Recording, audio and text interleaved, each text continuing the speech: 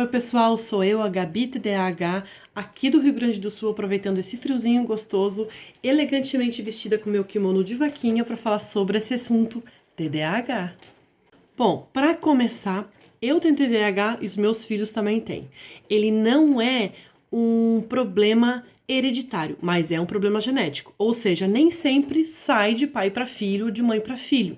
Mas pode ser que esteja na herança genética sim, pulando algumas gerações e caindo sobre algumas crianças que futuramente vão ser adultos e pais também. O TDAH, de forma geral, tem 3 tipos: o predominantemente hiperativo, predominantemente desatento e o compre um, leve 3, que é o combo, né? Que é os 3 juntos, tá bom? Eu tenho um filho predominantemente hiperativo e desatento e uma menina que ela é, a princípio, apenas desatenta. Mas a qualquer momento tudo pode mudar, porque eu, por exemplo, quando era criança, eu era predominantemente desatenta e logo depois descobriu-se a hiperatividade mental da minha adolescência até a fase adulta, que é o que eu levo até hoje. Uma coisa importante sobre o TDAH que muita gente fica: ai, mas eu acho que eu também tenho. Ai, mas se é assim, então eu também tenho TDAH. Se esse é o sintoma, então eu sou super TDAH. Não. O TDAH, assim como qualquer outro transtorno, é um combo de sintomas que ele tem que aparecer em praticamente todas as áreas da vida. Ah, mas o meu filho ele é só hiperativo na sala de aula e em casa não. Ah, mas o meu filho é só desatento na hora de fazer os temas, mas na sala de aula não. Ah, mas o meu filho ele só é assim quando tá com outras crianças. Ou ele só faz isso quando tá com os avós. Então isso não é TDAH. TDAH é um combo de sintomas. São vários sintomas acumulados numa vida inteira, seja da criança, do adolescente ou do adulto. Eu, ao longo da minha vida, eu tive vários sintomas de formas diferentes em várias fases. Quando eu era criança, eu era muito avoada. Eu vivia no mundo de Nárnia, eu vivia no mundo da imaginação. Quando eu entrei para a fase adolescente, eu fiquei muito linguaruda, muito respondona, muito hiperativa mental e sobressaindo na fala, na região da fala, onde eu levei esse sintoma até agora na fase adulta.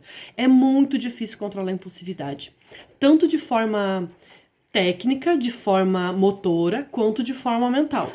Normalmente, a gente faz as coisas antes de pensar melhor no que a gente está fazendo. Ou até mesmo fala antes de pensar melhor no que a gente quer dizer. Acaba saindo muita besteira que a gente não quer, a gente acaba fazendo muita coisa que a gente não tem desejo e se arrepende profundamente, quase que instantaneamente. Sabe aquela criança que, quando a gente pensa em encostar, ela já tá assim, e é hiperativa, e é desatenta, e não consegue se controlar? Na verdade, o TDAH, ele não tem autocontrole das emoções dele, não tem autocontrole do que está acontecendo em volta, porque é tanto estímulo, a gente quer ver tudo, a gente quer ouvir tudo, a gente quer fazer parte de tudo, a gente quer responder a tudo, a todos os estímulos de uma vez só, e a gente não consegue desenvolver isso de uma forma legal. Imagina para uma criança. Criança tem muito mais dificuldade, porque eu ainda tenho autoentendimento de mim, eu ainda tenho autoconhecimento e sabedoria emocional para lidar com certas situações. Mas uma criança, gente, uma criança não tem. Quando ela vê, já fez, já era, já foi aquele impulso todo, já empurrou, já bateu sem querer, já falou o que não queria. É muito difícil lidar com esse tipo de emoção. O que outras crianças precisam entender sobre crianças que têm TDAH? Principalmente aquela criança que tem TDAH e o autismo junto. É muito difícil controlar. Não só isso, é preciso compreender que a gente tem coisas que uns gostam de dizer que é um superpoder. Não é um superpoder, é um super problemão e a gente tem que regular. Então, se a gente não consegue controlar e regular sozinho, a gente precisa de ajuda de vocês, coleguinhas, para ajudar o colega que tem esse problema. De forma geral, a criança que tem TDAH, assim como o adolescente ou adulto, tem a irritabilidade mais elevada. Então, se uma criança normal se agonia com 3 cutucãozinhos, a criança com TDAH, ela vai se irritar com 2, com 1, com muito menos motivo, ela vai estourar, ela vai irritar, ela vai gritar, ela vai bater, ela vai devolver, porque ela não consegue controlar aquela emoção. Falta de regulação emocional é outro sintoma muito forte que a gente tem, e vocês, colegas de sala de aula e parentes, precisam compreender isso aí e tentar auxiliar para que essa criança não estoure, não exploda, de forma a trazer uma perturbação, seja para a sala de aula ou para a família.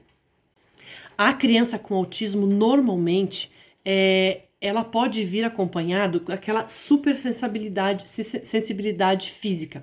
Eu tenho uma grande sensibilidade física, principalmente na parte das pernas, onde qualquer coisinha que escora, dói, fica dolorido, me irrita. A minha filha tinha o hábito de vir e me cutucar. Gente, aquilo ali me dava uma irritação, minha vontade era de me avançar, mas eu sabia que eu não podia fazer isso, né? Embora a vontade estivesse ali. Então, assim, a gente precisa se autorregular, mas para um adulto fica muito mais fácil. Mas para uma criança que tem autismo ou TDAH, isso é quase impossível. Então, as crianças que estão em volta, as pessoas que estão em volta têm que entender que existem outras formas de chamar a atenção daquela criança, sem irritar ela, sem estressar ela e mantendo uma ordem emocional nela para que ela não venha se estressar e se estourar, tá bom? Isso é muito importante para que vocês entendam. Não é fácil, não é simples. Outra coisa, nossos hormônios e neurotransmissores mentais, eles são diminuídos de uma pessoa comum. Então a gente é muito fácil de viciar em alguma coisa que faça a gente se sentir melhor. Por exemplo, celular, drogas, sexo, bebidas alcoólicas. A criança é muito fácil ela se viciar em jogos, celular, televisão, monitores e telas de forma geral.